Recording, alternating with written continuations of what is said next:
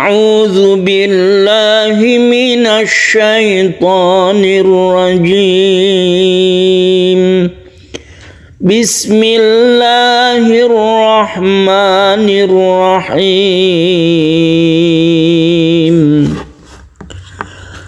بل ظننتم أن لن ينقلب الرسول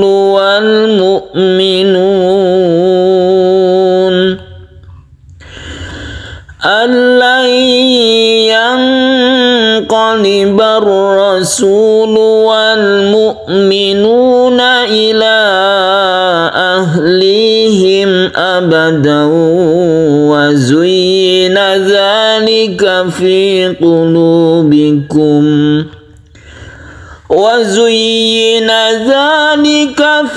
قلوبكم وظننتم ظن السوء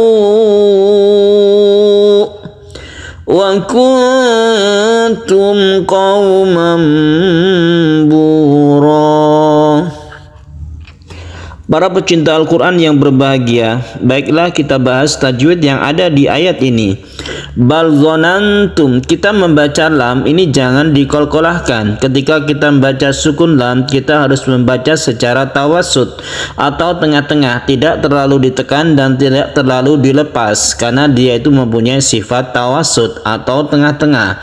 Bal dzanantum. Kemudian kita dengungkan di sini nun mati bertemu dengan ta, karena apa? Dia itu hukumnya ikhfa. Ikhfa artinya samar.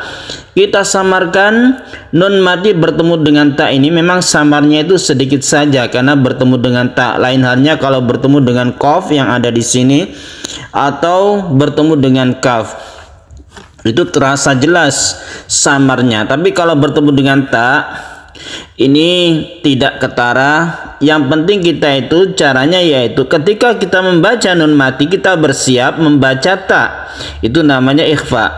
Dzanantum, jadi rongga mulut kita itu bersiap membaca ta ketika membaca nun mati, dan kita dengungkan.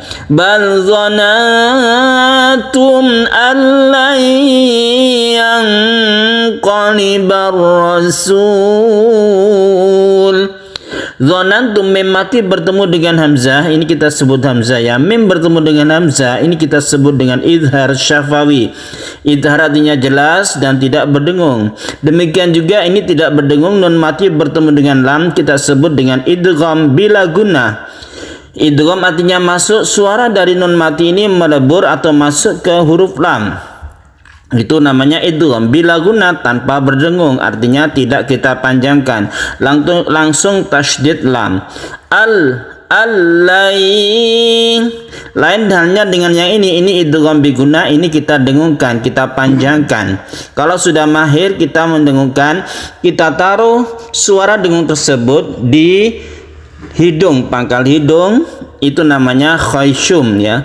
Dengung itu ke situ arahnya. Al-layyanqalib. Nanti dicoba ya. Jadi dengungnya itu arahkan ke pangkal hidung. Itu namanya khayshum, atau berdengung itu memang seperti itu. Tapi kalau belum bisa, yang penting ini kita panjangkan, kita tasydidkan ke ya, karena idgham itu artinya masuk ke huruf berikutnya. Dalam hal ini nun bertemu dengan ya. Kemudian nun mati bertemu dengan qaf, iqlab, ini kita maksud saya nun mati bertemu dengan qaf ini ikhfa ya, bukan iqlab. Ikhfa artinya samar, kita samarkan membacanya, dan ini juga kita dengungkan. Allayyanqalibar rasulu wal mu'minuna ila ahlihim. Di sini ada kata-kata ar-rasul, kita bahas juga ini adalah al-ta'rif. Jadi al bertemu dengan ro.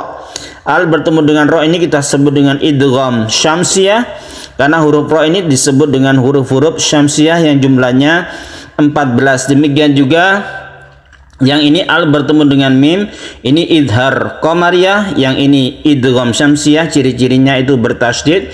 Kalau cirinya itu bersukun, ini idhar qamariyah yang jumlah hurufnya juga 14. Jadi idgham syamsiyah itu 14, yang idhar qamariyah itu 14. Terkumpul dalam lafaz abghi hajjaka wa khaf aqima, itu huruf-hurufnya. Wal mu'minuna ila ahlihim, ini kita sebut dengan mad jaiz munfasil. Jaiz artinya boleh kita membaca agak pendek ya, sesuai dengan mad tabi, atau lebih panjang dari itu, antara 1, 2 atau 3 alif tidak apa. Yang umum itu adalah 1 alif atau 2 alif. Kemudian di sini ada mim bertemu dengan hamzah idhar syafawi, kemudian ada tanwin bertemu dengan wawu idgham biguna, kita panjangkan ila ahlihim abadaw wa zuyyina dzalika fi qulubikum. Wa zuyyina ini harus tasydidnya harus ketara, harus jelas, tasydidnya harus ditekan ke ya. Jangan biasa saja zuyyina, tapi zuyyina, yi-nya harus jelas, ya-nya berharokat kasrah. Wa zuyyina dzalika fi qulubikum wa dhanantum. Jadi ini panjangkan ya, ikhfa itu kita panjangkan. Wa dhanantum ini juga kita panjangkan sebagai nun yang mempunyai hukum gunnah musyaddada. Wa dhanantum dhannas sawu.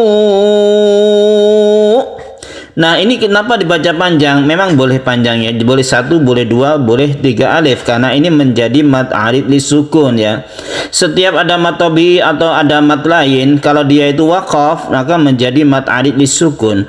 Mad tabi'i 1 alif, mad lain juga 1 alif, tapi kalau dia itu bersukun atau menghadapi huruf yang disukun di belakang ketika kita waqaf, maka menjadi 1, 2 atau 3 alif. Oleh karena itu membaca sawu ini kita panjangkan tidak mengapa.